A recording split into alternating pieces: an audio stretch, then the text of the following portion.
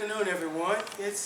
I am incredibly honored and glad to see you here at Curriculum Camp. I will tell you that this is one of the days that if you ever wonder about the beauty of being on a college campus, this is it. So this is what a college campus looks like. The fact that we have, if I'm not mistaken, a joint high school and college track meet has brought students in the community from all over. We're in a building, arguably, that was built in 1929, if I'm not mistaken. You have the Indian Mounds, which arguably is the oldest structure, human-made structure in North America.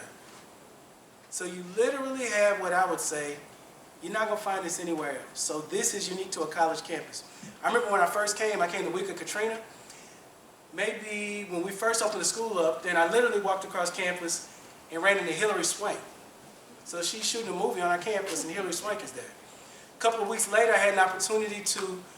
They were looking for like movie doubles for a movie they were shooting in New Orleans, and Denzel Washington was the star. So I'm right here lying and saying, yeah, Denzel said he needed a double. So I said, I got you, Denzel. I did not make it into the movie, but part of what I would say, part of what I'd argue about this space, what happens in a college campus, and particularly this, what's happening right now, an opportunity for students, not administrators, not faculty, not researchers, students to have us become your students and learn your research, explore your research, and engage you. That's what's exciting about this time in this space. Curriculum Camp is a special thing, but most importantly, to have internationally renowned scholars come to our campus and engage at the right time, the right moment, the right topics. This is a university. This is why you come to a university. This is a true academic space, scholarly inquiry, big questions, diverse groups come together to explore very difficult topics. Today we have a true treat to have Dr. Lesley Le Grange, distinguished professor and faculty of education at Stellenbosch University, South Africa, come to visit with us.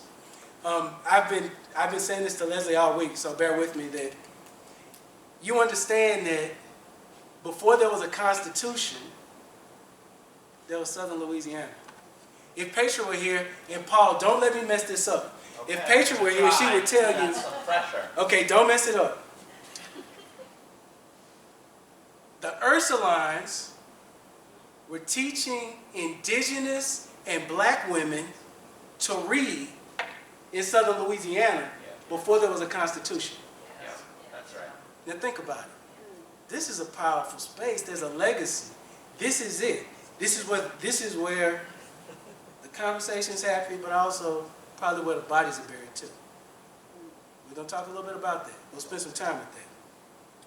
But I'm excited that if you look at the type of scholar that we have visiting with us today, he holds literally PhDs from the University of Stellenbosch in science, environmental education.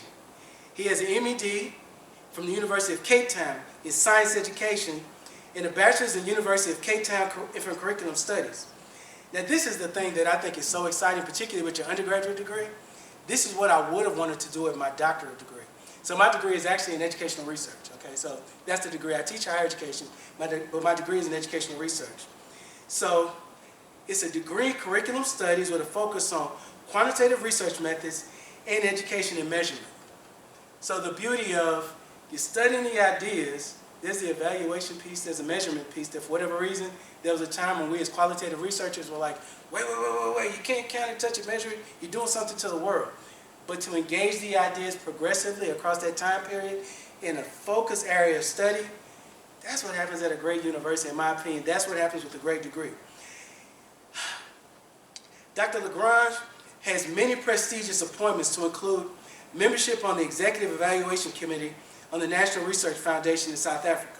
He's an elected member of the Professors of Curriculum, and we'll talk a little bit about the Professors of Curriculum because they're members here. And I was excited when I got a chance to first read your materials when you first joined the Professors of Curriculum. He is currently the president of the International Association for the Advancement of Curriculum Studies, which also has roots here at LSU based on Bill Pinar, and curriculum studies. So you're a member of our community. We're claiming you as an LSU title. So just know. He's been appointed by the Minister of Higher Education and Training, Science, and Technology to the Council on Higher Education. The CHE is the Quality Council for Higher Education in South Africa. For numerous years, he's enjoyed the highest rating of research by the National Research Foundation in South Africa. He's also a member of the South African Council of Educators, appointed by the Minister of Basic Education and CHE representatives. So once again, a scholar that not only engages what happens in the campus, but also outside of the campus, influencing policy, asking big ideas, and engaging difficult topics nationally, and we'd argue internationally as well. As far as the university service, and I asked this question when I first walked up. I'm always intrigued by, if you could see the number of doctoral students that he's chaired, mentored, and worked with, the fact that he's been so productive as a researcher, but also given of his time to train the next generation of researchers, but also has been a significant administrator as well. When do you sleep, brother? I mean, it just blows me away. So he served as everything from the Vice Dean of Research for Faculty of Education. He's a distinguished professor for the Faculty of Education. And this is it, okay? So this is the hard part. I'm glad I'm reading this as a full professor and not as a new person on the market. Now keep in mind, we came out of undergraduate and our graduate degrees. There are only about 4 or 5 years between us. This brother has over 260 publications. How? That blows my mind. It blows my mind. 260 publications. He has over 6,000 citations and an H index of 36 with over 190 academic presentations. So once again, you're doing the work, but you're also in the community engaging, sharing it with researchers. His articles, which I'm sure several of us in this room are quite familiar with, such as Decolonizing the University, Curriculum Leading Articles, and Connectedness as a Core Conservation Concern, an interdisciplinary review of theory and a call for practice, are highly cited and demonstrate both the impact and breadth of the highly gifted and thoughtful scholar who will be sharing with us the campfire talk tonight. And let me provide the proper context. So they're the kind of big numbers that kind of stand out, but let me put it in perspective, okay? So with the record of 7 books, 150 referee journal articles, 57 book chapters, and 36 other publications, and I have no doubt that as I'm recording this, you've already done work beyond what I'm saying here, but just know. So his publications have appeared in different countries, and the impact of his scholarship can be seen in 500 plus citations of his one paper on decolonization in university curriculum. So 500 citations for that one paper, and keep in mind he has over 6,000 citations. So put that in perspective. He's had multiple influential research lines of inquiry in curriculum related to science and indigenous knowledge, Ubuntu and Ubuntu Currere curriculum changes in South Africa in a post-apartheid era, decolonizing the university curriculum, internationalization of curriculum studies, and sustainability and environmental education. His work is also complex, thought-provoking, and at the leading edge of the bridging the past and the present and the future, interrogating African philosophy, ethics, and traditions with Western curriculum, traditions, and internationalizing the field of curriculum. Now, the work that he's going to explore with us today, Ubuntu Currere, an educational concept that combines an African philosophy of Ubuntu with curriculum theory of Currere. Ubuntu emphasizes the interconnectedness of all people and the importance of community, while Currere focuses on the individual's journey of self-understanding and personal growth through the curriculum. By integrating these two ideas, Ubuntu Currere, it creates a more holistic and inclusive approach to education. It shifts the focus from the individual to collective, emphasizing the importance of relationships and community in the learning process. Now, there are a couple of pieces that I know that you've already read, but just to put it in context, if you were looking for examples of Currere in the literature, then you could see The Agentic Rewriting of the Self by Kristen Ford. Also, The Method by S. Paterno. Now, as far as the camp, I always want to put this in perspective. There are a lot of alumnus camp members here, so I'm preaching to the choir, but for folks that haven't spent as much time in this space, recognize this is rare air. Like, this is where it goes down, okay? So let me give you some examples of some of our past speakers. Cameron McCarthy, Lisa Delpit, of course, William Pinar, Kofi Lamote, William Dahl, Denise Talaferro-Bazile, Greg Demetriadis, Brother Greg, Walter Gershon, Riyad Shashahan, Garrett Biesta, Elaine Richardson, Alicia Youngblood Jackson, and Jerry Rosen. Now, that's just a few. I'm not even naming. I mean, my brother Paul Eaton, and I'm coming to Paul. Hold on, I got something special for Paul, so bear with me. But keep in mind, we have had literally a who's who of anybody that's having the conversation that you've read.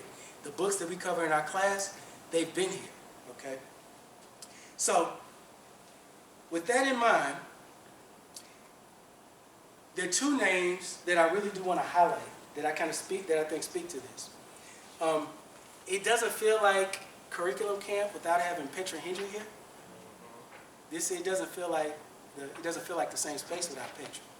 The reason I point Paul out is because Paul, Petra, and I actually wrote a book. And this is what makes this space special. Paul was negotiating between a senior colleague.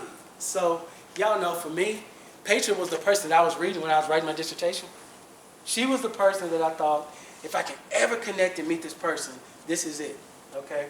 And when Paul met me, then I was a jittery assistant professor who was working with way too many students, teaching way too many classes, and trying to figure out basically like how to do this school thing, how to be a faculty member. Well, Paul and I would sit in my office at times, and we would both be like, we just read a draft of something Petra wrote that nobody else wrote. And Paul would literally have to negotiate with me between, I got a dissertation chair, who's an assistant professor. We're both working with the scholar that we always wanted to know. And we would have this exchange back and forth about, how do you figure it out? Do you know what that means? You remember when we first started reading about new materialism? What does this mean? We couldn't get it. In my opinion, that relationship, senior scholars, new scholars, and folks that were on their way to being scholars, that's what curriculum camp is all about. That's it. That's where the conversations happen. So here's where I want to close. I need to apologize to you, Lesley, because I showed up to meet with you on Thursday. And keep in mind, y'all remember Thursday, it's 27 degrees. So it's cold as all get out. Neither one of us had the right kind of jacket on to be sitting in that cold room. And I was all LSU administration down. So whatever has happened with a dear colleague letter, whatever we can't afford to pay for, whatever, literally I'm locked in. And so I'm going through my day doing that thing, that administrative thing. I'm thinking I have this meeting, that meeting, this meeting, this meeting, that meeting. And I appreciate your calmness and your thoughtfulness. And you kind of, and the conversation evolved into something that I know we're going to talk about today, but I want you to know, you changed my thinking about a couple of things. So the more that we started talking about what I thought was something unique to LSU, to Louisiana, to the U.S., based on different kind of changes, then there was a real clear kind of discussion that, well, actually, on my campus in South Africa, this is happening. Okay, so I'm like, okay, that's good. And then so, slowly but surely, the part of me that used to teach DSEG and higher ed kicked in. And so the more that we talked about South Africa and the U.S. and political change, then I said, man, help me understand this, okay?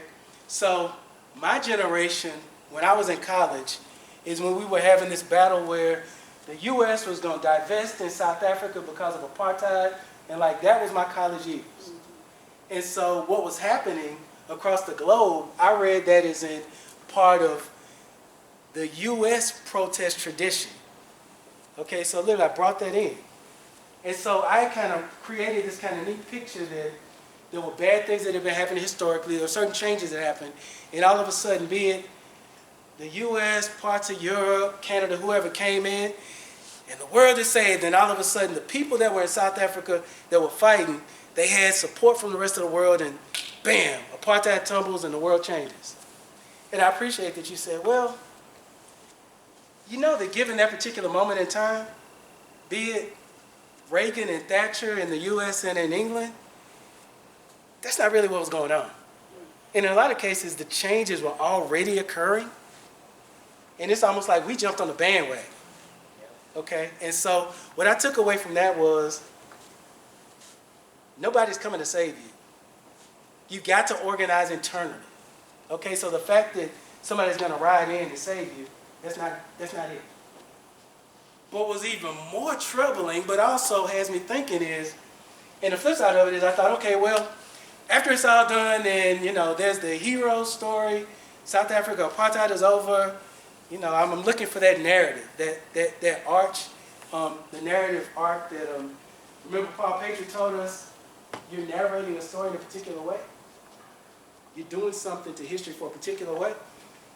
And he said, you shared with me, you said, the very people that fought would die, experience these terrible situations. Once they got in power, guess what they sometimes do? The exact same way that they were socialized. So if what you believe is somehow there's this heroic narrative, that don't exist. That's not it. People are people. Power. So here's where I close, and I promise I'm shutting up now.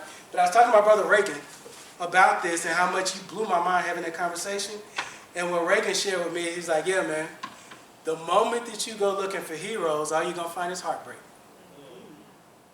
And then when he said, look at Nkrumah. Look at Haile Selassie. Honorable Elijah Muhammad. Brother, I tell you what, thank you for allowing me to kind of stretch, and I'm so excited to hear your particular thoughts on this topic.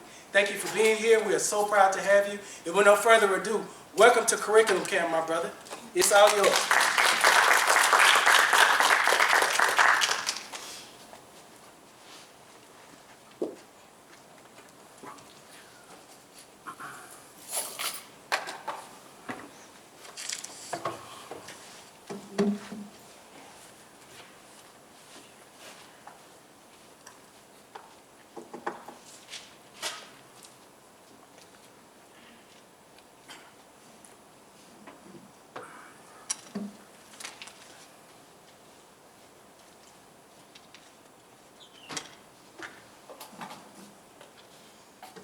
I don't have to use the mic, but I think I'm going to do it. I think it will also help with the recording. Dr. Mitchell, Yes, sir. thank you very much for your kind introduction. Thank you for the rich history of the place you described, as well as the rich history of the curriculum camp. And also thank you for the detailed way in which you studied my biography and curriculum vitae. I do appreciate it. Yes, It's wonderful to be here, and I'm happy to be sharing with you this afternoon. So I am going to stick to the tradition, I believe, of the camp, that I'm supposed to read my paper. So I'm going to do that, but I do have a few slides. So I'm not going to do the kind of detail about South Africa that I did in the mentoring session, but just to show you one or two slides, and on certain key moments in the presentation, I'll also refer to the slides.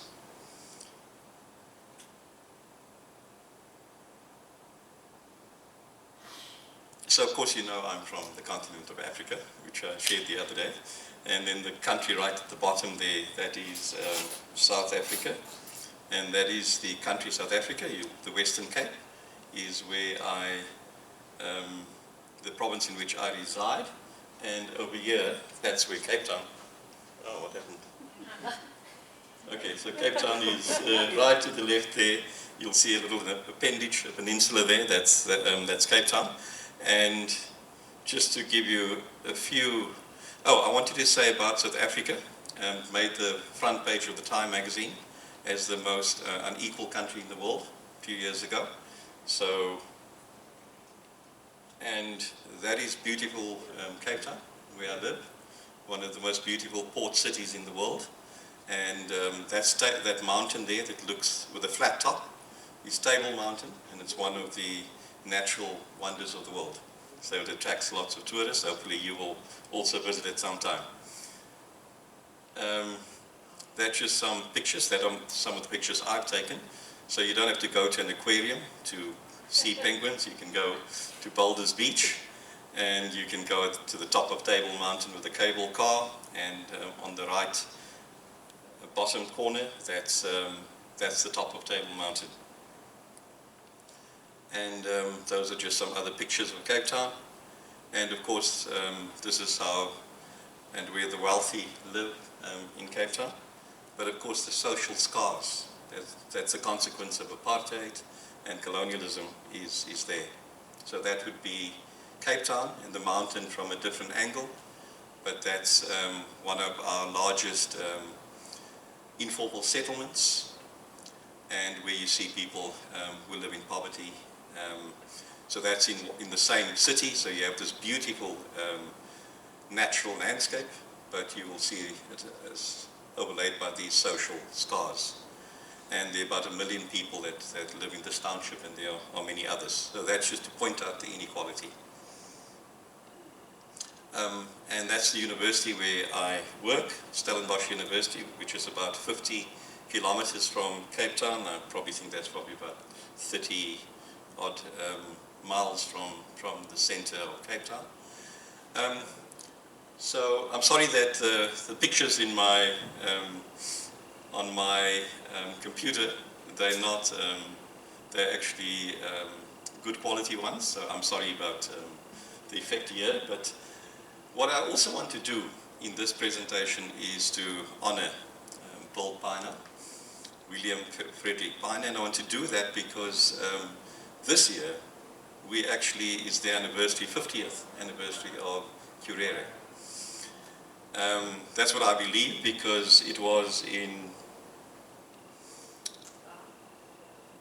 1975 where he presented the method of Currere at the ARA conference in Washington, April 1975. So this year we're celebrating 50 years of Currere. So I'm going to talk for Currere, and also say more than that. So Heidegger said that the German root word for being thankful and for thinking is the same root word. And Donna Haraway reminds us that helps us to remember when we actually do think. As scholars, then we also need to be thankful at the same time, because our thinking, our ideas are always built on those that came before us. So, so that's the second reason for honoring Bill. Then I want to just say, before I move to the paper, just to give you some sense of this concept, value, word, Ubuntu. So the African word Ubuntu is one of the core elements of a human being. So it's one of the dimensions of a human being. So the African word, and this is in Zulu, for human being is Ubuntu, which is constituted by the following. So umzimba, that's the body, the form, the flesh. And then umoya, that's breath, it's air, means life. And then umfe mulela, that is the shadow, the spirit, the soul. And amandla is vitality, strength, energy. And umklezio, that's the heart or the center of one's emotions. And umkondo is the head, the brain, the intellect. And uwimi is language or speaking. And Ubuntu means humanness. So the humanness referred to here finds expression in a communal context rather than the individualism prevalent in many Western societies. However, Ubuntu does not discount the importance of the individual. So I thought that is helpful as some background to what I'll talk about later concerning Ubuntu.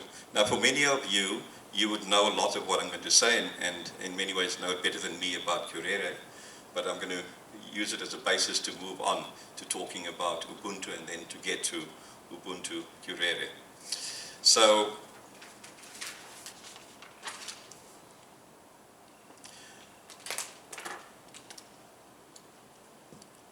we live in challenging times, witnessing unparalleled environmental destruction, acute inequalities both globally and within nations, rapid growth in advanced technologies with its benefits and drawbacks, growing poverty, financial crises, increasing youth unemployment, the presence of more virulent viruses causing global pandemics such as the COVID-19, ongoing wars, and so forth. It would be fitting to characterize the present as a time of manifold crises. We indeed live in troubled times. I said that these crises are moments of intensity in a more profound and sustained crisis that may be named variously: crisis of modernity, crisis of Enlightenment humanism, crisis of coloniality. Planet Earth is delicately poised on a transitional threshold, potentially giving rise to dark trajectories on the one hand, and on the other, productive vectors that will advance life. However, the present condition raises critical questions that are in nature both existential and educational. The perennial existential question is how we should live in troubled times. And so does the moral question of what we ought to do, and the ethical question of what we can do. There are also important education questions such as what is education for, and how and what should we learn. More questions such as, more specifically, curriculum questions such as what knowledge is of most worth. That's the perennial curriculum question. Whose knowledge is of most worth, and is knowledge enough? Though not divorced from the others, it is the curriculum questions that are of interest in this paper or talk. The focus of my paper, therefore, is on how we might rethink curriculum amidst times described above. More particularly, I emphasize what promise Ubuntu Currere might hold for rethinking and doing curriculum in present times. The interdisciplinary field of curriculum studies has undergone many changes over the years, but these have not necessarily brought about changes in how curriculum is viewed and enacted in schools and higher education institutions. The dominant approach to curriculum used in these institutions remain in the Tylerian mold, and an approach based on a factory model of efficiency, a tightly coupled system of aligning curriculum outcomes or aims to teaching and learning, teaching/learning and assessment. Tylerian has reference, as you know, to the scholar Ralph Tyler, who devised a particular approach to curriculum, which has become known as Tyler's rationale. So Tyler averred that the curriculum development process comprises the following 4 steps. The educational goals, firstly, that the institution will seek to attain is the first step or component, and then the educational encounters that will be provided to achieve these goals, the effective organization of educational experiences to ensure attainment of the stated goals, and how the attainment of the goals will be ascertained. More contemporary manifestations of Tyler's rationale are outcomes-based education and John Biggs's constructive alignment, which dominates curriculum thinking in present-day education institutions. So, the way in which I will approach the talk is first, I discuss the reconceptualization of curriculum studies as a movement that responded to the instrumentalism of Tylerian thinking, including the emergence of Currere as an autobiographical method within this movement, and then second, I discuss Ubuntu as an African philosophy or value, and third, I discuss the construct Ubuntu Currere as a child of both Currere and Ubuntu and the pathways that the construct opens up for the becoming of lives and life in present times. And fourth, I share some concluding thoughts. So the reconceptualization of curriculum studies refers to the movement within the field of the 1970s and 1980s that was mainly based in North America. The movement was a broad church. It included those that were concerned about how schools were functioning to reproduce dominant capitalist norms and values of the broader society.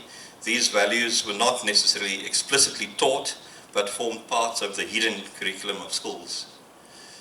Scholars that formed part of this strand of the reconceptualization movement were inspired by Marxist thought and critical theory of the Frankfurt School, and the work is known by the umbrella term critical or radical pedagogy, characterized by languages of critique and languages of possibility. There are many names, although not all of these authors might lay claim to being reconceptionists. The work of this strand and movement was also influenced by the ideas of Brazilian educationist Paulo Freire, who argued that teachers need to be conscientized about how oppressive structures of society played out in schools or educational institutions. What this strand has in common with all reconceptionists is the belief that teaching is an intellectual endeavor. And it is in this context that Joe Kinchelow wrote his seminal work, Teachers as Researchers. In other words, transformative organic intellectuals.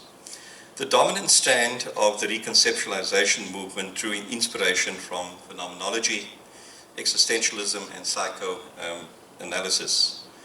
Its intent was to humanize the curriculum by shifting the focus from curriculum development to understanding the lived experiences of those who inhabit educational institutions and that inhabits them. This strand responded to the dehumanizing effects of instrumentalist approaches to curriculum that involve predetermined objectives and standardization. Some of the names that we know of course, is William Pinar, Ted Ahoki, Janet Miller, Madeleine Grumet, and many other scholars that you know. These scholars emphasize the lived experiences, creativity, and autobiographical knowledge of all teachers and students.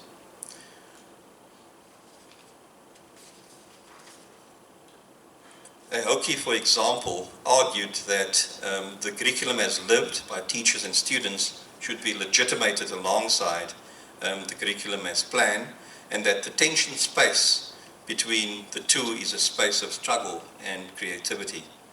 The most prominent scholar of this strand of the reconceptualization movement is William Pinar, who introduced the concept Currere at the annual conference of the American Education Research Association held in Washington, D.C. in 1975.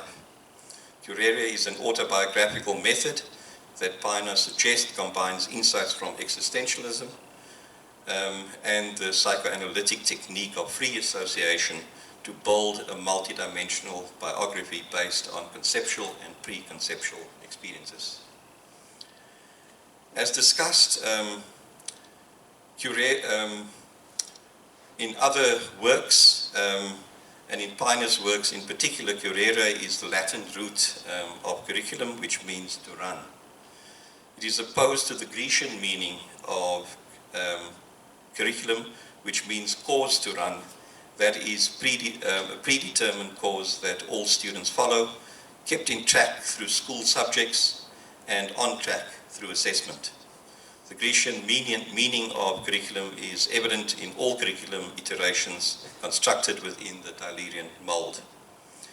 Pinar argues that Currere is an autobiographical method which privileges the individual, and that it is a complicated conversation that we have with self because each of us is different. Each of our conversations with self will necessarily be different from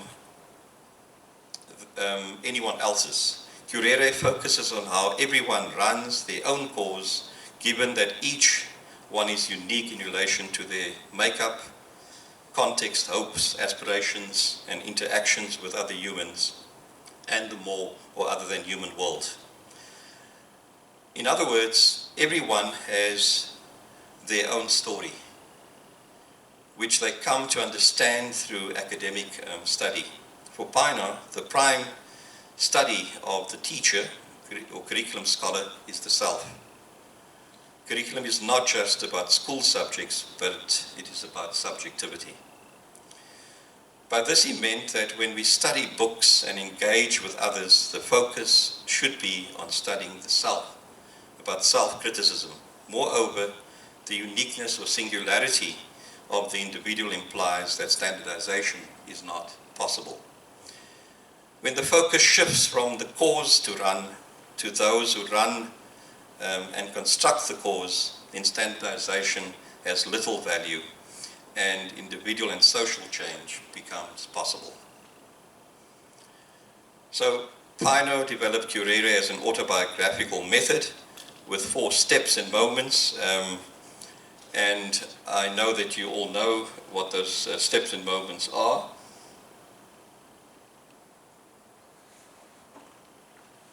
So there's a regressive step that focuses on the past to enlarge and transform one's memory. It involves remembering a range of influences on one's life of the past, including environmental, cultural, religious, educational, political influences, etc., and how these come to bear on the present. The progressive step focuses on the future, whereby the subject envisions that which is not yet present. The subject meditatively imagines possible futures and how the future inhabits the present. This step focuses not only on personal aspirations, but also future possibilities. The analytical step involves bracketing the self from the past and future to create a space of freedom in which one analyzes how past and present are imbricated in one another. And the synthetical step entails re-entering the lived present, and where one asks what is the meaning of this present is. Rather than slavishly following these 4 steps in terms of linear progression and Chronos logic, I argue that it is rather the commitment to these steps that should take primacy in performing Pinar's Currere. With its privileging of the individual, autobiography holds the risk of sentimental solipsism, or being self-centered. Pinar recognizes the danger of the narcissism of identity politics, and therefore proposes that Currere should serve as an impetus for political mobilization. As Pinar writes, the regressive, progressive, analytic, synthetic method of Currere can be political when it disables through remembrance and reconstruction, colonization through interpolation. Pinar's work, therefore, is not narrowly on interest of the individual, but has been concerned with gender and queer theory, lived experiences, racial politics, and violence, according to Dahl, but that's Mary Dahl. To these we can add decolonization. So Pinar argued that the autobiographical method of Currere resonates strongly with the project of decolonization, in that the reconstruction of the subject is central to both. So Pinar invokes Fanon and argues that subjective reconstruction, which is at the heart of Currere, is one form of decolonization. So in work that I did in 2021, I demonstrate how Currere can contribute to the decolonization of the self in narrating autobiography vis-a-vis decolonization. And Fanon himself was actually very disillusioned at the end of the Algerian War, because he said that decolonization had not taken place. All that happened was that the colonists, the French, they were just replaced by Africans in administration and governance. And so he said that decolonization is not possible without individual liberation, and that's the connection that Pinar made to Fanon's work. I don't explore it here and will explore it further, but just to say, I think potentially what one could also pursue is to look at the mutual contagion between Currere and the phases that indigenous scholars talk about in the decolonization process. So the regressive, progressive, analytic, and synthetical, and then the rediscovery and the recovery, and part of what Dr. Mitchell also shared here, the loss and the mourning that can form part of the regressive, and the progressive linked to the phase of dreaming. And we can find ways to conceptually link the analytical and synthetical to commitment and action. So that's something else that can be explored that I don't explore here, but I thought I should mention that. Notwithstanding Pinar's argument that Currere as autobiographical method could be an impetus for political mobilization, it remains anthropocentric and based on transcendent thinking. The relationship between the self and the other is interactive rather than intraactive. In other words, Currere privileges the individual human being vis-a-vis the more other than human world. Moreover, the assumption that the self is a pre-existing human being who encounters other pre-existing human beings, rather than understanding the self as already entangled with other human beings in the more other than human world, is an effect of such entanglements, is not captured in Pinar's work. So this places a limit on what Currere's autobiographical method affords in response to the challenges of present times that I mentioned at the beginning. So I move on to talk briefly about some of the work of Jason Wallin. So Jason Wallin revisits the notion of Currere, and he rethinks the idea with Deleuze and Guattari, and their contention that a concept is not a name attached to something, but a way of approaching the world. Although Wallin is inspired by those who advanced the humanizing pedagogy such as Ted Oki and William Pinar, he does not follow in their footsteps. So Wallin's work is not autobiographical and does not lean on reflection.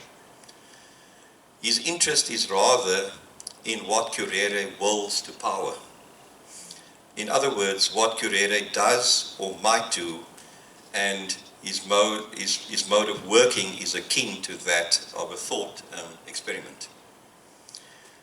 So if in its territorialized form, Currere means the cause to run, and in Pinar's invocation to run the cause, then Wallin's Currere invokes a radically different way of thinking the cause to be run, which points to the paradoxical character of Currere's etymology, its active and reactive forces.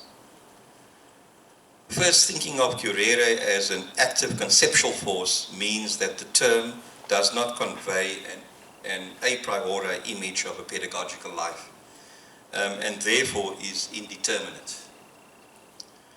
Instead, it relates to the imminent potential of the becoming of a pedagogical life, the multiple causings of a pedagogical life that exists prior to thought.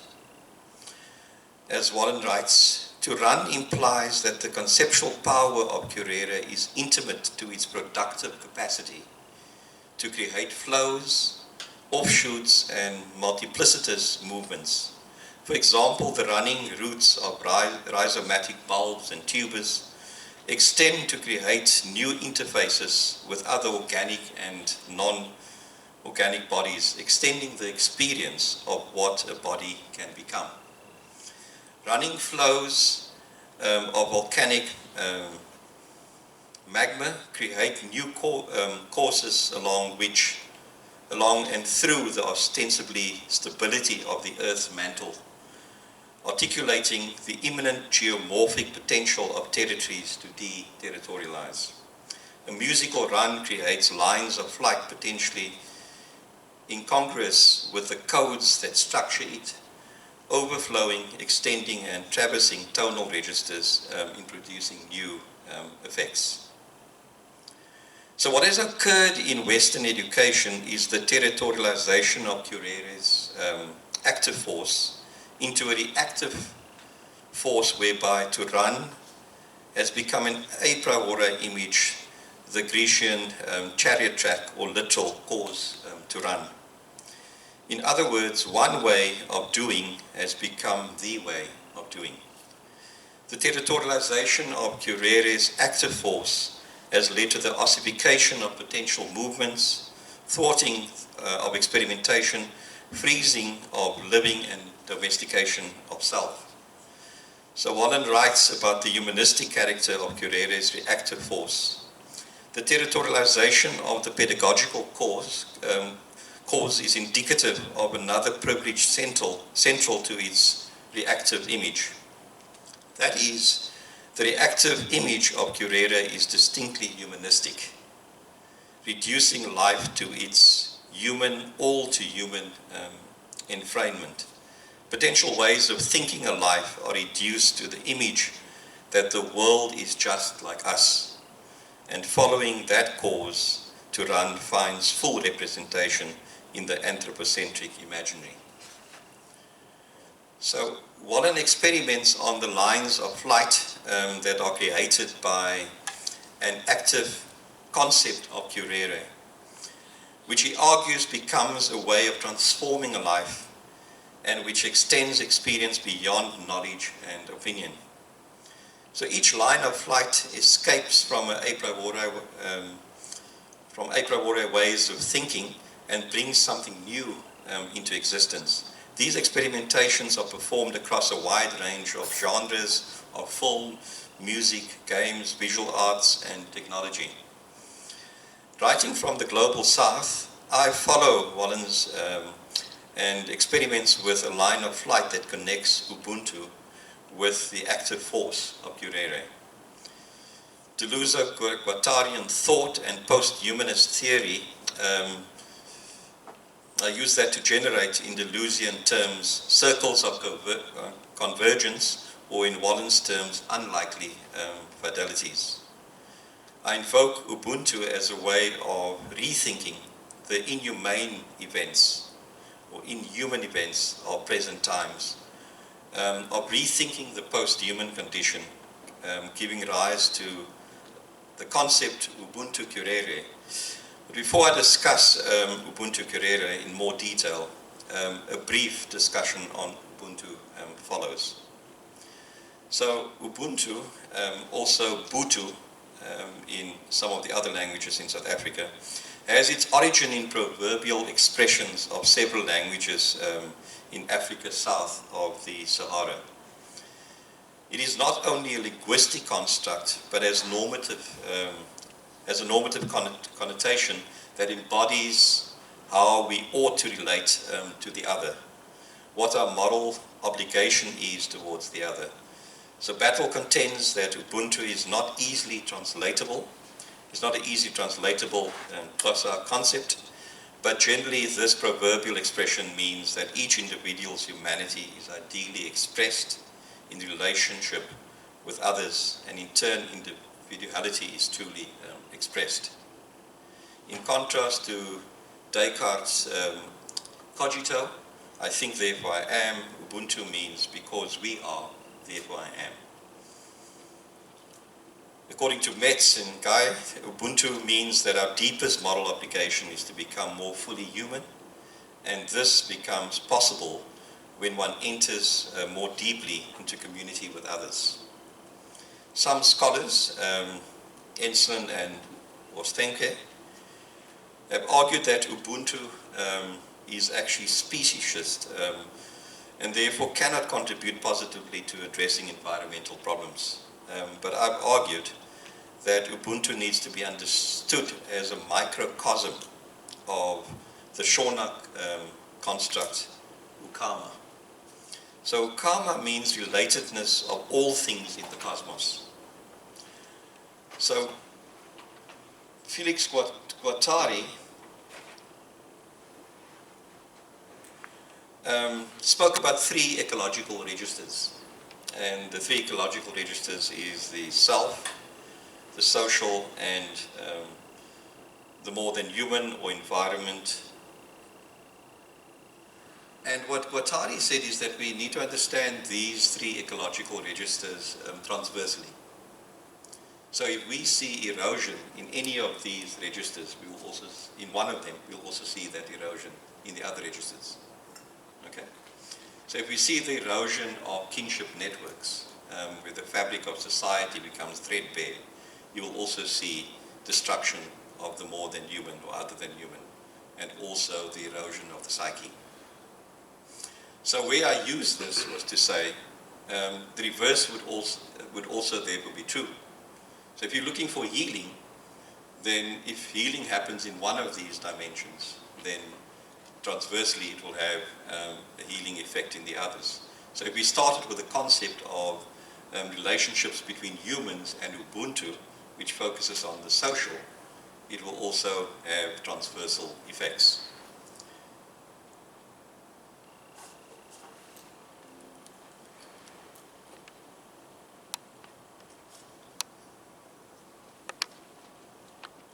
So I say that this implies that a human who authentically cares for another human being would also care for self and the more other than human world.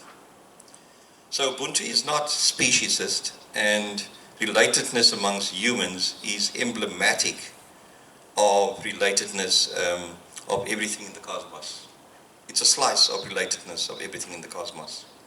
Moreover, humanness, Ubuntu, is not humanism, and in fact is antithetical to it. As Ramosi writes, humanness suggests both a condition of being and a state of becoming, of openness and ceaseless unfolding. It is thus opposed to any ism, including humanism, for this tends to suggest a condition of finality, a closeness of a kind of absolute, either incapable of or resistant to any further movement. I shall get to Ubuntu Currere soon. So humanness is therefore inextricably bound up in the human being's connectedness with other human beings and with an ever-changing and complex biophysical world. The sense of wholeness and interconnectedness of self with the social and natural by implication means that caring for others also involves a responsibility to care for nature, the more other than human world. If Ubuntu means that our deepest ethical responsibility is to become more fully human, then this means not only cultivating closer and deeper relationships with human communities, but also with biotic communities and the entire ecosphere. In other words, the realization of one's true self cannot be achieved if other human beings in the more other than human world is exploited or harmed. Embracing Ubuntu could heal the fabric of society and the web of life, and it is life that is at present threadbare, evidenced by multiple crises that I mentioned earlier. Ubuntu could inspire efforts to provide refuge for all refugees, both human and non-human, to stop gender-based violence, xenophobia, inequality, poverty, etc., and mitigate socio-ecological catastrophes such as drought and flooding because of climate change. Furthermore, Ubuntu provides inspiration for positive engagement with new technologies if they are used to enhance life. So, Ubuntu Currere, and I talk about it briefly in terms of three aspects. People yet to come, subjectivity is ecological, and transcending the anthropocentric, ecocentric divide. So I first put forward the concept of Ubuntu Currere in a keynote address at the triennial conference of the International Association of Advancement of Curriculum Studies held in Ottawa University, Canada in 2015. A version of the keynote address was published in 2019, and I argue that, that responses to challenges such as xenophobia, which was prevalent in South Africa, poverty, environmental destruction, etc., facing Africa and elsewhere, do not of necessity lie outside of the concepts known to the communities, to those who are victims or perpetrators of harm, but in reviving, reinventing, reimagining, and rethinking such concepts. I therefore argue that we should rethink Ubuntu by generating connections with both Currere's active force and post-human theory. I put post-human theory in scare quotation marks because we prefer to talk about theorizing and not to see theory not as a noun but as a verb. So post-human theory refers to emerging thoughts in the post-human condition that Bradotti views as both a genealogical and navigational process. So the genealogical involves rethinking the basic unit of reference for the human in a biogenetic age known as the Anthropocene. We know that, of course, there's been lots of debate and controversy about Anthropocene. I won't go into that detail. So it's a historical epoch where human beings have and continue to affect all of life. The navigational refers to mapping how the post-human is circulating as a dominant term in globally interconnected and technologically mediated societies. Post-human theorizing is a critical response to post-human capitalism, the genetic code that has become capital, robotics, and the fourth industrial revolution now, fifth industrial revolution, etc. But it also positively draws on new materialist thought that posits that there are material flows that connect everything in the cosmos, an immanent plane from which human, animal, and physical forms are actualized. Ubuntu Currere aligns with both the geological and navigational process that Bradotti refers to. In constructing Ubuntu Currere, I engaged Ubuntu and Currere in relation to the following notions: people yet to come, subjectivity as ecological and transcending the anthropocentric, ecocentric divide. So people yet to come. The acceleration of present-day crises could make one reasonably conclude that hope in stemming and reversing the tide of destruction does not reside with present generations. Hope is vested in future generations who think and do differently. In other words, hope resides in a people yet to come. However, Deleuze and Guattari provide a nuanced understanding of a people yet to come. They invoke a people yet to come. They argue that a people yet to come is not a historical lament, but an expression of an ontological concept.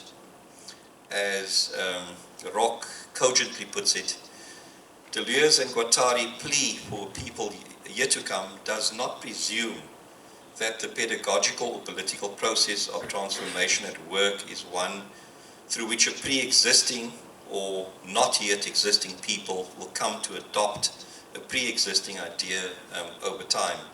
Rather, they understand the people present in the present as already the people yet to come. That is, for Deleuze and Guattari, we are always already people in becoming. And thus the concept of a people yet to come expresses the perpetual potentiality of becoming other inherent to the present. Those who are to respond to the present day crises and the challenges of the post-human condition are not a people yet to come in the sense of a future people, but a people here and now. It is the people in the present that are becoming. This notion of people yet to come connects with Curere as the active conceptual potential that holds that there is no a priori image of a pedagogical life, but multiple causings for the becoming of a pedagogical life. It concerns the imminent potential for the becoming of a pedagogical life. The notions people yet to come in Curere's active force convey an anti-humanist stance. If the human is always in becoming, then it can't be defined or essentialized.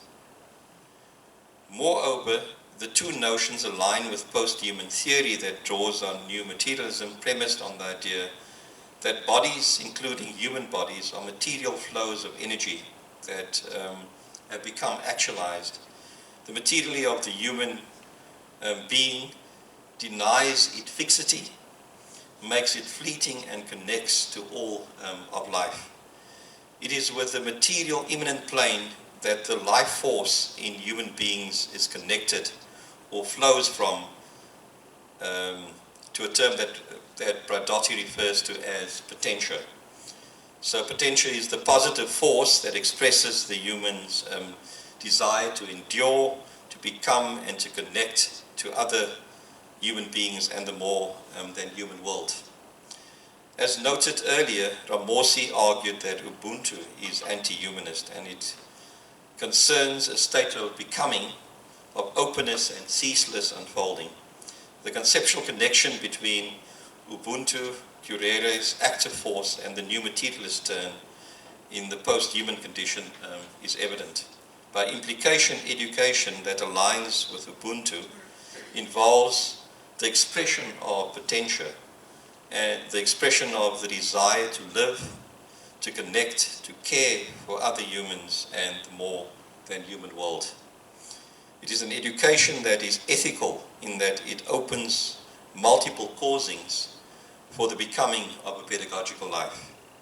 Ubuntu Currere is anti-humanist because it contrasts with education aligned with humanism that is driven by a negative power, potestas, which centralizes control, colonizes desire, predetermines the course to run through predetermined aims, objectives, or outcomes, etc. In other words, potestas territorializes Curere's active force into a reactive force. The other two dimensions I'll move through quickly. Subjectivity is ecological. So Ubuntu, the active force of Curere and new materialist post-humanism celebrates oneness of mind and body and the oneness of humans and the more other than human world. Rather than subjectivity being individual, as in Pinar's Curere, it is ecological.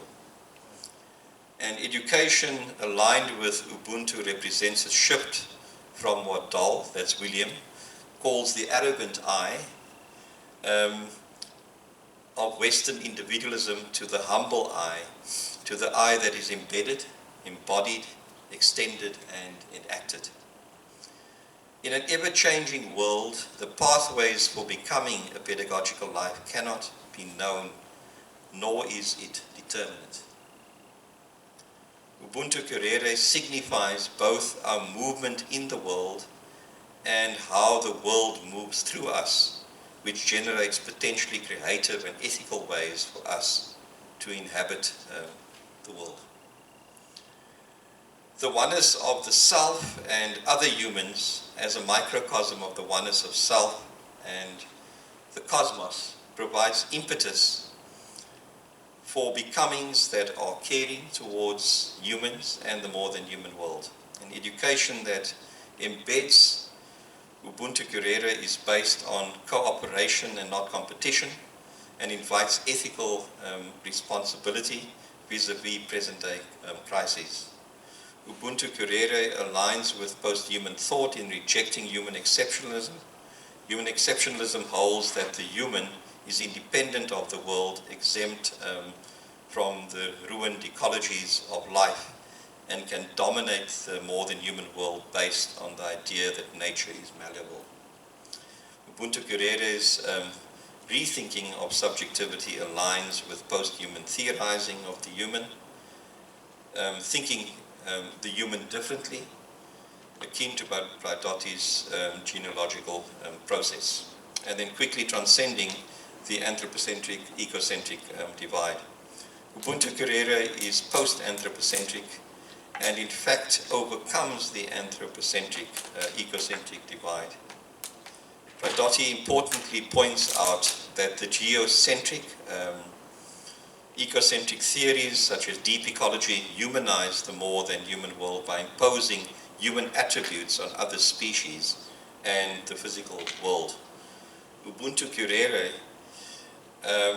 suggests thinking differently about ecological domains akin to Guattari's notion of thinking about the three ecological registers transversely as I mentioned earlier.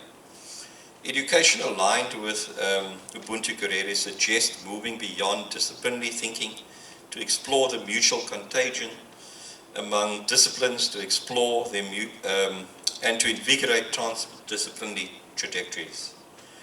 Ubuntu Currere and Guattari's three ecologies are ideas with different epistemological histories. So the purpose here is not to reduce any of these by collapsing them into each other, but to expand them, to explore points of resonance among them, and to explore the mutual contagion, to enrich each concept, to open alternative pathways for becoming of the young in a world with complex challenges that revolve around the self, social relations, and the condition of the environment. Pathways that will enable us to live, in other words, more hopefully, radically, and ethically, and lovingly. Ubuntu Currere's post-anthropocentrism and the potential lines of flight or deterritorialization that it invigorates from Currere's reactive or territorialized force, and the anthropocentrism of humanizing approaches to curriculum aligns with Bradotti's navigational process of post-human theorizing in the post-human condition. I shall now conclude. So in this paper we noted that Ubuntu Currere shifts our registers of reference away from the individual human to an assemblage of human nature. In other words, subjectivity is ecological. Ubuntu Currere rejects human exceptionalism and is post-anthropocentric.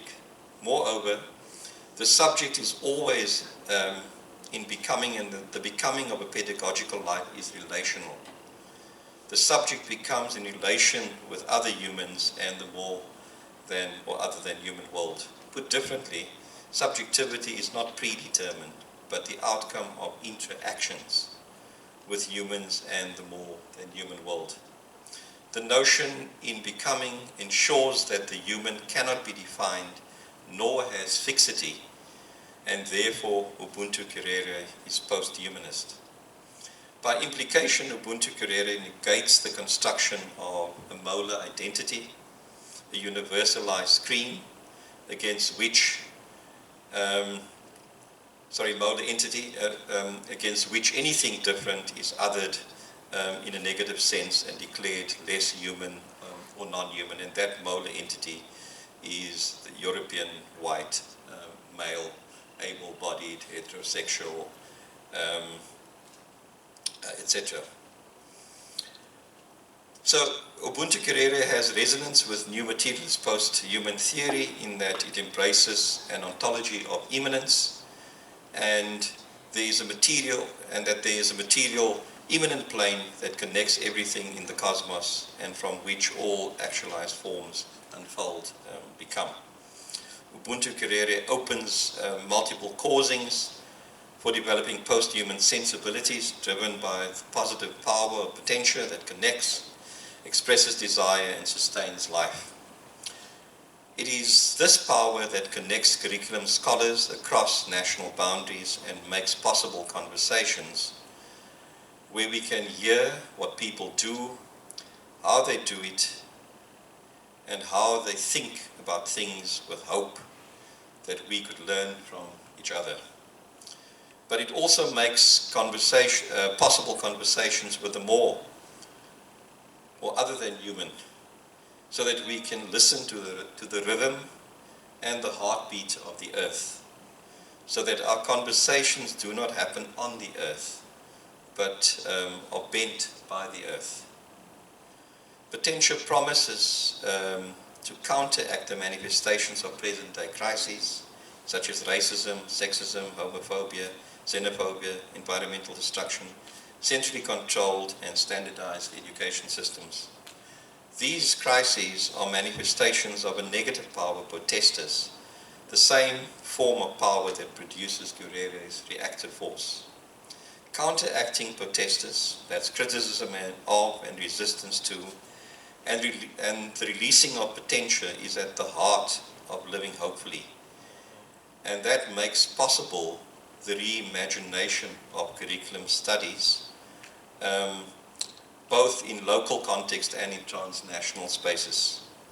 Curriculum is not a national curriculum, as we see in the case of schooling, for example.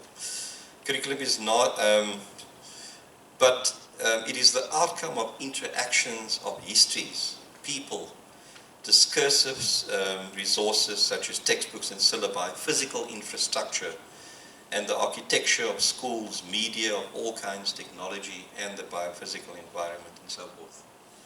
Curriculum is a becoming. Thank you very much.